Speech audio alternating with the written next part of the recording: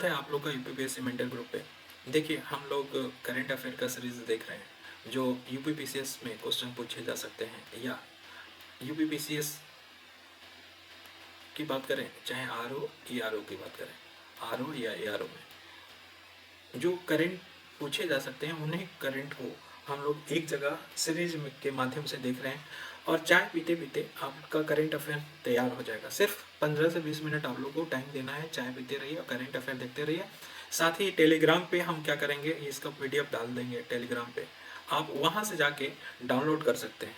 ठीक है, चलिए पहला क्वेश्चन देखते हैं कि अभी हाल ही में वृद्ध व्यक्तियों के लिए एक आयोग का गठन किया है, किस राज्य ने किया है? वृद्ध व्यक्तियों के लिए आयोग का गठन किया है वो केरल सरकार। केरल सरकार ने वृद्ध हेतु आयोग का गठन किया है। ठीक है, नेक्स्ट है कि जिनेवा कन्वेंशन अभी न्यूज में क्यों रहा? जिनेवा कन्वेंशन थोड़ा धुंधला दिख रहा होगा, मैं बोल दे रहा हूँ, अदरवाइज थोड़ा पढ़ने में ऐसा लग रहा होगा कि धुंधलापन दिख रहा है। मेरी बात पे लास्ट में अभी थोड़े नीचे स्लाइड करेंगे तो सही हो जाएगा। तो जिनेवा कन्वेंशन इसलिए न्यूज में रहा कि अभी हाल ही में किसके किसके बीच में युद्ध हो रहा है? इजराइल और फिलिस्तीन के बीच में युद्ध देखने को मिल रहा है। ठीक है ना, फिलिस्तीन के बीच में। तो इस युद्ध के संदर्भ में एक जिनेवा कन्वेंशन आता है। कब आता है? 1949 में, 1949 में जिनेवा कन्वेंशन साइन होता है। और जिनेवा कन्वेंशन 4 जिनेवा कन्वेंशन हुए 4 में। पहला क्या है इसमें कि इस जिनेवा कन्वेंशन फर्स्ट में क्या बात कहा गया कि युद्ध के दौरान अगर कोई जमीन पे घायल या बीमार सैनिक है तो उनकी रक्षा की बातें बताया गया है।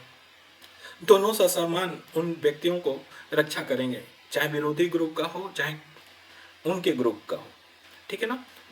दूसरा क्या है? सेकेंड जिनेवा कन्वेंशन कि समुद्र में हितों की बात या समुद्र में रक्षा की बात या समुद्र में जो भी युद्ध स्तर होता है ना, समुद्र में लड़ाइयाँ होती हैं, उन पे ये कन्वेंशन है। तीसरा क्या है? जो भी युद्ध बंदी होते हैं, मान लो कि अभी जैसे इजराइल क्या करे, फिलिस्तीन के लोगों को या वहाँ के सैनिकों को बंदी बना ले, तो उन बंदियों पे लागू होता है थर्ड। और चौथा क्या है? चौथा कि मान लो कि कोई भी देश दूसरे देश पे क्या कर देता है, उसके क्षेत्र पे कब्जा कर लेता है, तो वहाँ के नागरिकों की सुरक्षा की बात करता है चौथा। तो ध्यान रखना, 4 हैं कन्वेंशन, इंपॉर्टेंट कन्वेंशन है जो युद्ध के समय ये लागू होते हैं। ठीक है ना। तो जिनेवा कन्वेंशन किससे जुड़ा हुआ? युद्ध में सैनिकों के या नागरिकों के हितों की रक्षा के लिए जुड़ा हुआ है। ठीक है ना, क्लियर। नेक्स्ट, अभी हाल ही में ईस्टर्न फ्रेट कॉरिडोर भी न्यूज में रहा। क्यों? देखो, ऐसे यात्री गाड़ी भी चलता था ट्रैक पे और मालगाड़ी भी चलता था। तो मालगाड़ी को यात्री गाड़ी की वजह से बहुत सारी परेशानी हो रही थी, माल देरी से पहुंच रहा था, आपूर्ति श्रृंखला क्या हो जा रही थी, बाधित हो जा रही थी। इसलिए जो हमारा सेंट्रल गवर्नमेंट है वो फ्रेट कॉरिडोर बना बना के एक जोड़ रही है। जैसे ईस्टर्न फ्रेट कॉरिडोर है, वेस्टर्न फ्रेट कॉरिडोर है, ऐसे फ्रेट कॉरिडोर बना रही है जिसपे मालगाड़ी बड़ी स्पीड से चलेंगी और क्या करेंगी, सेवा की आपूर्ति करेंगे या माल की आपूर्ति करेंगे। उसमें है एक ईस्टर्न फ्रेट कॉरिडोर जो 1337 किलोमीटर का है। कितने किलोमीटर का? 1337। ध्यान रखेंगे कि ईस्टर्न फ्रेट कॉरिडोर कहाँ से स्टार्ट होता है? पंजाब के लुधियाना से स्टार्ट होता है और वेस्ट बंगाल के दनकुनी तक जाता है। कहाँ तक? दनकुनी तक। तो पंजाब से शुरुआत होके, लुधियाना से शुरुआत होके कहाँ तक जाता है? दनकुनी तक। और ये कितने राज्यों से होके पास होगा? 6 राज्यों से होकर पास करेगा। अगर सबसे लंबा देखा जाए तो सबसे लंबा देखा जाए ये फ्रेट कॉरिडोर किसमें? 1000 किलोमीटर के करीब पड़ जाता है उत्तर प्रदेश में। ठीक है ना। तो 1000 शायद ये डाउट है, 600 के करीब पड़ता है। और पंजाब, हरियाणा, उत्तर प्रदेश, बिहार, झारखंड और वेस्ट बंगाल, इन 6 राज्यों से होकर ये ईस्टर्न फ्रेट कॉरिडोर जुड़ेगा। इसको वित्त पोषित किसने किया है? ईस्टर्न फ्रेट कॉरिडोर को बनाने में तो विश्व बैंक द्वारा क्या किया गया है? वित्त पोषित किया गया है। ठीक है ना। नेक्स्ट क्वेश्चन की तरफ चल रहे हैं कि अभी हाल ही में अंतर्राष्ट्रीय ओलंपिक समिति 2023 की बैठक हुई, अंतर्राष्ट्रीय, और वो कौन सा था? 141वां था अंतर्राष्ट्रीय ओलंपिक समिति की बैठक। कहाँ पे हुआ? तो भारत द्वारा इस बार दूसरी बार अध्यक्षता किया गया अंतर्राष्ट्रीय ओलंपिक समिति 2023 का। पहली बार कब किया गया था? 1983 में किया गया था, जब ये 86वां बैठक हुआ था तब किया गया था। और अंतर्राष्ट्रीय ओलंपिक समिति कब से शुरू हुआ? 1894 से शुरू हुआ, ठीक है ना। आयोजन कहाँ किया गया भारत में? तो मुंबई जियो वर्ल्ड सेंटर में इसका आयोजन किया गया। और 2028 के ओलंपिक में क्रिकेट को भी शामिल कर दिया गया है। तो यहीं पे अनाउंस हुआ कि 2028 का जो ओलंपिक होगा उसमें क्रिकेट को भी शामिल किया जाएगा। नेक्स्ट है चैट जीपीटी। चैट जीपीटी बड़ा न्यूज़ में रहा। तो चैट जीपीटी में, जीपीटी का फुल फॉर्म क्या है? तो जनरेटिव प्री ट्रेंड ट्रांसफॉर्मर बोला जाता है। जीपीटी का क्या बोला जाता है? जनरेटिव प्री ट्रेंड ट्रांसफॉर्मर बोला जाता है जीपीटी का फुल फॉर्म, ठीक है ना।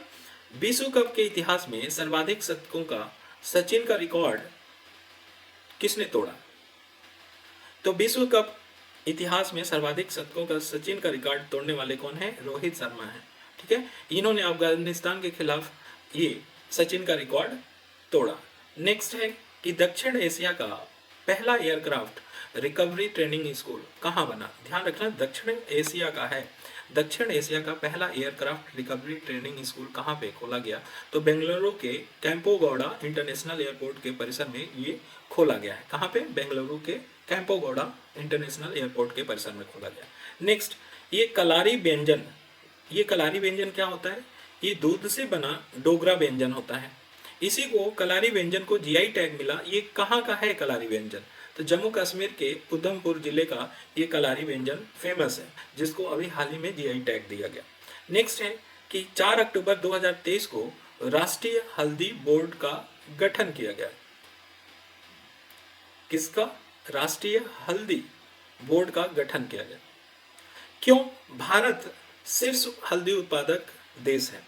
पूरे विश्व में अगर देखा जाए तो ये शीर्ष हल्दी उत्पादक देश में भारत आता है। अगर राज्य की बात करें तो सबसे ज़्यादा हल्दी उत्पादन कौन करता है? महाराष्ट्र करता है, उसके बाद तेलंगाना करता है, उसके बाद कर्नाटक करता है। तो ये भी ध्यान रखना कि अभी हाल ही में राष्ट्रीय हल्दी बोर्ड का गठन किया गया। कब? 4 अक्टूबर 2023 को। और भारत में सबसे ज़्यादा हल्दी उत्पादन करने वाला राज्य कौन है? Maharashtra, then Telangana, then Karnataka. Next, कि अभी हाल ही में बाघ गणना रिपोर्ट जारी किया गया 2022 का, ठीक है ना। ये बाघ गणना रिपोर्ट प्रति चौथे वर्ष किया जाता है। हर 4 साल पे किया जाता है बाघ की गणना। और किसके द्वारा किया जाता है? एनटीसीए के द्वारा किया जाता है। किसके द्वारा? एनटीसीए के द्वारा किया जाता है। राष्ट्रीय बाघ संस्था प्राधिकरण द्वारा किया जाता है।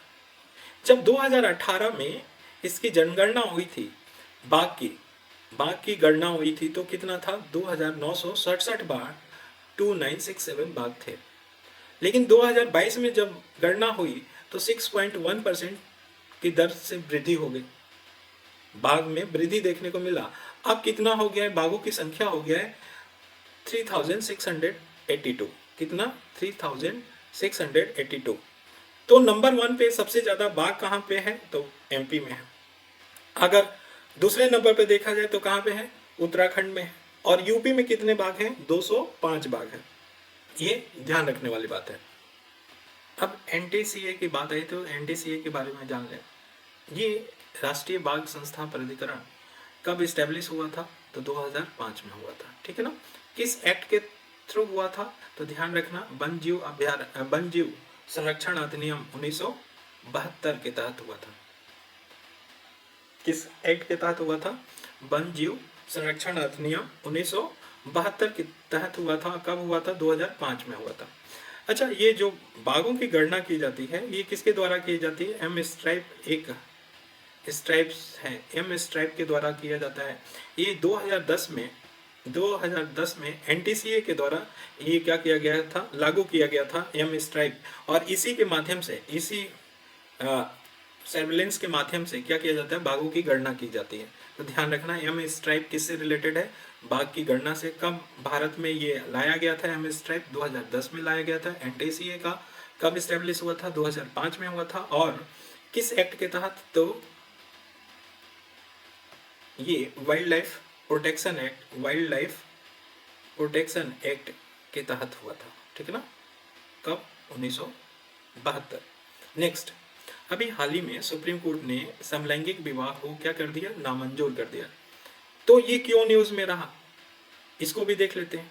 देखो 2018 का साल था, 2018 का साल था, उसमें नवतेज सिंह जौहर वाद, ध्यान रखना है, वेरी इंपॉर्टेंट वाद है, इस वाद को आपको याद रखना है कि नवतेज सिंह जौहर वाद आया। उसमें एक आईपीसी सेक्शन था, धारा 377, उसको समाप्त कर दिया गया, जिसमें समलैंगिकता को अपराध बताता था, उसको हटा दिया गया, उसको क्या किया, अपराध के दायरे से बाहर कर दिया गया।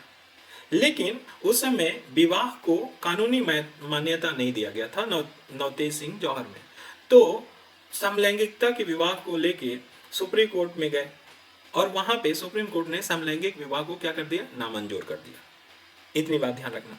जो विशेष विवाह एक्ट है 1954 में, ये लोग जो भी सुप्रीम कोर्ट में गए थे वो चाहते थे कि इसमें बदलाव हो और हमें भी जो समलैंगिकता को प्रमोट करते हैं उनको भी स्थान दिया जाना चाहिए विवाह में। तो विशेष विवाह एक्ट कब आया था, 1954 में, ये भी ध्यान रखना। इसमें बोला गया कि विवाह हेतु एक महिला होना और एक पुरुष का होना जरूरी है। इसमें समलैंगिक जोड़ों को मान्यता नहीं दिया गया है विशेष विवाह अधिनियम में भी, एक्ट में भी। तो सुप्रीम कोर्ट ने क्या अपना निर्णय सुनाया, सुप्रीम कोर्ट ने बोला कि देखो विवाह का अधिकार आपका फंडामेंटल राइट नहीं है, मौलिक अधिकार नहीं है, ध्यान रखना। अपना पार्टनर चुनना मौलिक अधिकार है, ठीक है ना, लेकिन आप विवाह को लेके नहीं बोल सकते कि आपका फंडामेंटल राइट है। और भारतीय संस्कृति के अनुकूल ये समलैंगिकता विवाह नहीं है, दूसरी बात बोला। तीसरा बोला कि कानून बनाने की शक्ति संसद को है, न कि मेरे पास है, और वाकई ये जानते ही होंगे। तो संसद इससे संबंधित क्या कर सकता है, कानून बना सकता है अगर चाहे तो। और विशेष विवाह अधिनियम में जो आप कह रहे हैं कि बदलाव कर दीजिए, तो वो बदलाव नहीं किया जा सकता। क्यों? क्योंकि वो विधायिका का कार्य क्षेत्र है, हमारे अंडर में नहीं है। तो संसद चाहेगी तो बदलाव कर सकती है, ठीक।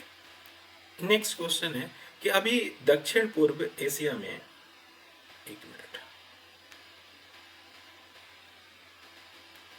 दक्षिण पूर्व एशिया की पहली हाई स्पीड रेलवे हुज जो चला है वो कहाँ पे लॉन्च किया गया है, दक्षिण पूर्व एशिया की पहली हाई स्पीड रेलवे है हुज, और ये इंडोनेशिया में लॉन्च किया गया है। चीन की BRI के तहत इसको लॉन्च किया गया है, बेल्ट एंड रोड इनिशिएटिव बोला जाता है। ये किसका इनिशिएटिव है, चीन की। और इसी इनिशिएटिव के तहत हुज नाम की दक्षिण पूर्व एशिया की पहली हाई स्पीड रेलवे लॉन्च किया गया है, कहाँ पे, इंडोनेशिया में। नेक्स्ट है कि राजस्थान सरकार ने रामलुभाया समिति की सिफारिश के अनुसार, कौन सा, ध्यान रखना, रामलुभाया समिति के सिफारिश के अनुसार 3 नए जिलों का गठन किया है। एक मालपुरा, दूसरा सुजानगढ़, तीसरा कुचामन सिटी। तो 3 है, मालपुरा, सुजानगढ़ और कुचामन सिटी। इन 3 नए जिलों को मिला दिया जाए तो कुल जिले 53 हो गए, कहाँ पे, राजस्थान में। तो राजस्थान को अगर जिले के आधार पे देखा जाए तो तीसरा सर्वाधिक जिलों वाला राज्य बन गया है, कौन, राजस्थान बन गया। तो पहला कौन है, तो पहले में उत्तर प्रदेश है, 75 जिले हैं पाए जाते हैं, MP में 54 जिले हैं, और राजस्थान में कितने हो गए, 53 जिले हो गए, ठीक।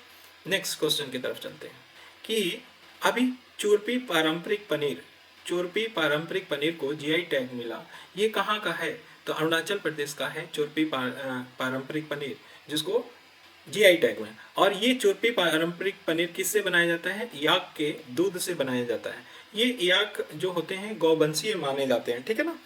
नेक्स्ट है कि आवास वित्त क्षेत्र की निजी कंपनी के रूप में जो था housing development and finance corporation, कौन, हाउसिंग डेवलपमेंट फाइनेंस कारपोरेशन का विलय कर दिया गया, किसमें, HDFC बैंक में विलय कर दिया गया। इंपॉर्टेंट है, ध्यान रखना इस बात को। नेक्स्ट, इलेक्ट्रिक व्हीकल को वित्त पोषित करने हेतु इवॉल्व मिशन लॉन्च किया। किसके द्वारा इवॉल्व मिशन लॉन्च किया गया, सिडबी बैंक के द्वारा लॉन्च किया गया। किसके लिए था, तो इलेक्ट्रिक व्हीकल को वित्त पोषित करने के लिए ये लॉन्च किया गया। नेक्स्ट क्वेश्चन है कि 42वां आसियान शिखर सम्मेलन कहाँ पे आयोजित होगा, तो लाबुआन, इंडोनेशिया में ये आयोजित होगा आसियान शिखर। इसका थीम क्या है, Asian affair AP centre of growth. Asian affairs AP centre of growth इसका थीम है। और इसी में आसियान शिखर सम्मेलन में या